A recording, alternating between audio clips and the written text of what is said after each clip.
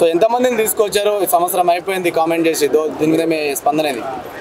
తీయాలి బయటకు అది కూడా. ఎందుకంటే నేను కూడా ఒక 30,000 మందా, 30,000 మంది ఒక 10 మందిని బయట తీసుకొస్తే మాలాంటి వాళ్ళు కొంచెం బయట బతకగలుగుతాం.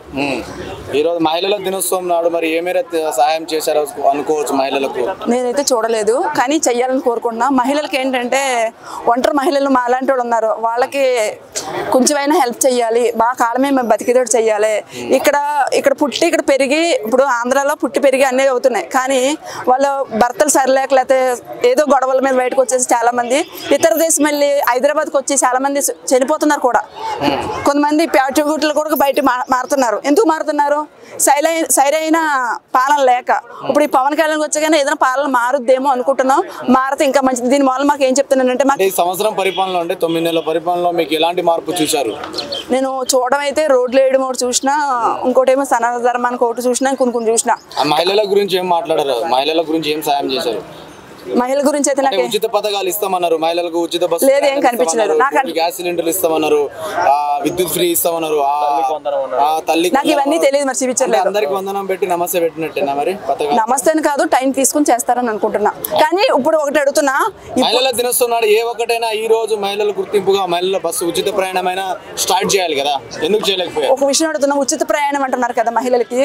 ఉచిత ప్రయాణం అవసరం లేదండి మాకు ఎట్లాగంటే ఎట్లయినా దొబ్బి తింటే చాలు మీకు. లేదు, అలాంటి వద్దండి. ఎందుకంటే ఇప్పుడు బస్సులు వస్తున్నాయండి ఉచితంగా, వస్తే మళ్ళీ కొంత ఆటో డ్రైవర్లు రోడ్డున పడుతున్నారు. తెలుసా ఆ విషయం మీకు? హామీలు ఇచ్చుడు ఎందుకు? అది చేతకాని ఎందుకు ఇవ్వాలి? చేతకాని హామీ కదా, అక్కడ ఏం ఆలోచించుకుంటున్నారు? నాకు ఇదైతే ఇప్పుడు హైదరాబాద్ లో కూడా ఉంది, హామీ ఇచ్చారు కదా, ఇచ్చారు, చేస్తున్నారు, ఓకే చేస్తున్నారు, ఓకే. కానీ ఏంటంటే దాని మూల ఉచిది వీటి మూలనే కొంతమంది ఆటో వాళ్ళు బతుకుతారు కదా, అది బతకకుండా అయిపోతుంది. ఇప్పుడు చాలా మంది ఇక్కడ బాధలు పడుతున్నారు. వాళ్ళు సరైన ఇప్పుడు క్యాప్ వచ్చేసింది, క్యాప్ మాల కొంతమంది వెళ్ళిపోతున్నారు, కొంతమంది ఏమో ఉచిత బస్సుల మీద వెళ్ళిపోతున్నారు. ఇప్పుడు కొంతమంది వాళ్ళు ఆటో డ్రైవర్లు కూడా రోడ్డు పడతారు, వాళ్ళు కూడా మనుషులేగా. 3 ఉచిత బస్సులు వదిలే 3 గ్యాస్ సిలిండర్ మహిళలకు అవసరమే కదా? అది చాలా అవసరం, మామూలు అవసరం కాదు. ఎందుకంటే మేము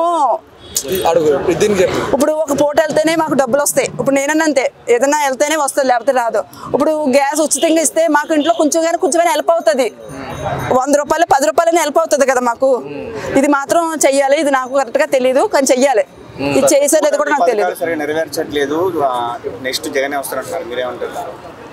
సరిగ్గా చేయకపోతే జనాలు కూడా అన్ని ఎత్తుపలాలు అన్ని తూకం చేస్తారు కదా, ఎవరికి ఏమి ఇవ్వాలనేసి చేస్తారు వాళ్ళు కూడా. జగన్ సుగాలి ప్రీతి కేసు అన్నాడు, మరి సుగాలి ప్రీతికి ఏమైనా న్యాయం జరిగింది? పవన్ అని ఇప్పుడు వైసీపీ వాళ్ళు అడుగుతున్నారు, దాని మీద మీ అభిప్రాయం?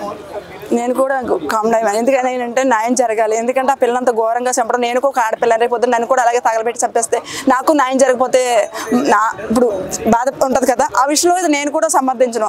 ఎందుకంటే ఆ రోజు గట్టిగా మాట్లాడాను, నేను కూడా మాట్లాడు ఆ విషయం మీద. సుగరంగ ప్రీతిని ఇలా చంపేస్తే ఏం చేసి జగన్ అని అడిగిన, నేను కూడా అడిగిన. ఇప్పుడు పవన్ కళ్యాణ్ న్యాయం చేస్తారు, పవన్ కళ్యాణ్ కూడా ఇదే అడగాలి కదా. నేను అదే అడుగుతున్నా, నేను కూడా అదే అడుగుతున్నా. ఈ న్యాయం మాత్రం మాకు కూడా కావాలి. ఎందుకంటే నేను ఒక ఆడపిల్లని. లేదు, పవన్ కళ్యాణ్ గారిని కూడా అడుగుతా నేను, న్యాయం ఎటువంటి అడగాలి.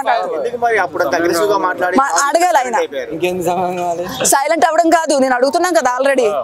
పవన్ కళ్యాణ్ గారు ప్లీజ్ దయచేసి ఈ ఆడపిల్లల విషయాలు ప్రతిది ఒకటి తీసుకురండి. మొన్న హాస్టల్ విషయాల్లో కూడా కామ్ అయిపోయారు, అది కూడా తీసుకురావాలి. హాస్టల్ అంటే సీసీ కెమెరాలు పెట్టి 360 మంది ఎంతమంది కానీ వీడియోస్ తీసారు. ఆ వీడియోస్ తీసుకుంటూ బయటకు రాలే, మీరు వచ్చాక అది కూడా జరిగింది. మరి ఈ విషయాలన్నీ బయటకి తీసుకురావాలి. అదే ఆ రక్షణ ఎక్కడి నుంచి ఉంది? ఆ రక్షణ ఎన్ని రోజులు వెయిటింగ్ చేయాలి సార్? మీరు ఎప్పుడు తీసుకొస్తారో ప్లీజ్ మాకు హెల్ప్ చేయండి. ఇంకా ఆడవాళ్ళ మీద అత్యాచారాలు ఆగాలి. మన జగన్మోహన్ రెడ్డి గారు ఉన్నప్పుడు కొన్ని క్రీములు ఉన్న ఆడపిల్లల మీద అవి కూడా తీసేసారు. ఇప్పుడు మరి కొత్తగా ఏం చేస్తారు? దిశ యాప్ లో దిశ యాప్ తీసేసారు. దిశ యాప్ వల్ల ఎక్కడైనా ఏదైనా జరిగితే రెండును అన్న న్యాయం మాట్లాడదాం అన్న, ఆడపిల్ల అత్యాచారాల గురించి అన్న ప్లీజ్. రెండును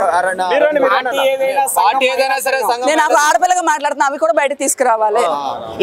ఇప్పుడు ఏమన్నారంటే, ఇప్పుడు చాలా మంది మహిళలు వైసీపీ ఓటేసిన వాళ్ళు ఉన్నారు, టీడీపీ ఓటేసిన వాళ్ళు ఉన్నారు. కానీ చంద్రబాబు నాయుడు గారు ఏమన్నారు, వైసీపీ వాళ్ళకు మన గవర్నమెంట్ లో ఏ పథకాలు వైసీపీ వాళ్ళు వెళ్ళొద్దు అని చెప్పారు కదా. సో దాని మీద ఎలా చూస్తారు?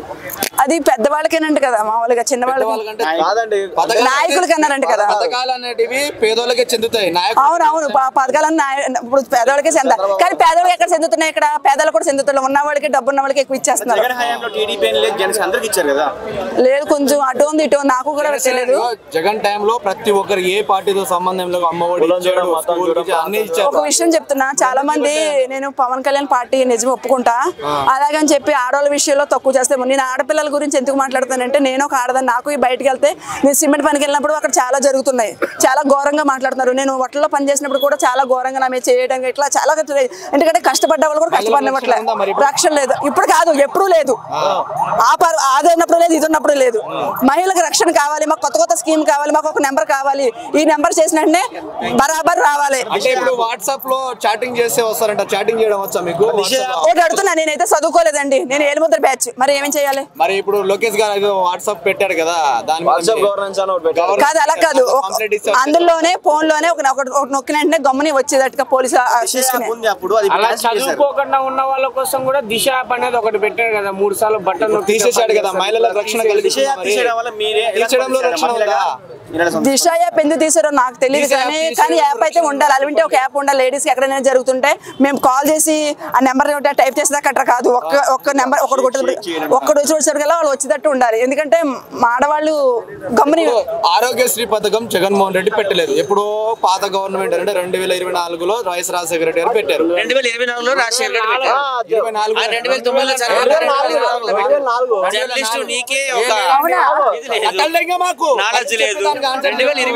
వైఎస్ రాజశేఖర రెడ్డి గారు పెట్టారా? ఏం మాట్లాడుతున్నారు? చెప్పండి. తీసేయలేదు, పథకాల పేర్లు మారుతాయి. పథకాలు మారినాయంట. జగన్మోహన్ రెడ్డి గారే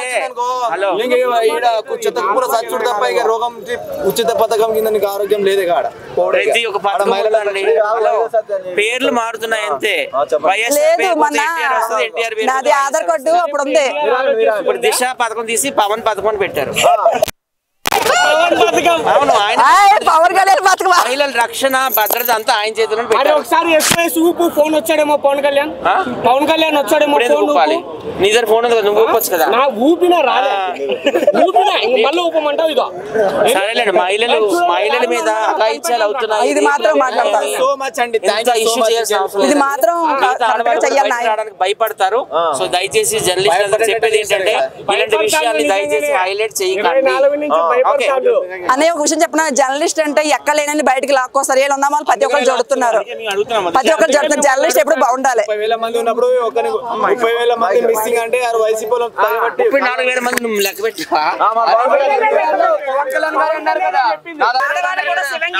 గొడవలేదండి, బాధ ఉండదు. శివంగిలో పెంచాలి. ఎందుకు అడగలేరు మీరు? పవన్ కళ్యాణ్ జగనే తిట్టారు. పవన్ కళ్యాణ్ ఆయన ఉన్నప్పుడు మిస్ అయ్యారు కాబట్టి ఆయన థ్యాంక్ యూ సో మచ్ అండి. థ్యాంక్ యూ సత్య గారు.